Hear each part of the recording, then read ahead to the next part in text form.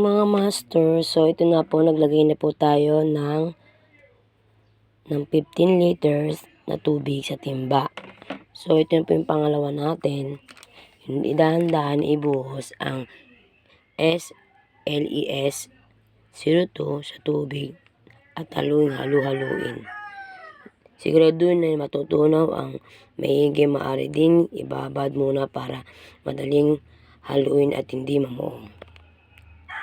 So ito na po, dahan-dahan natin ilalagay. Alisin muna natin ito.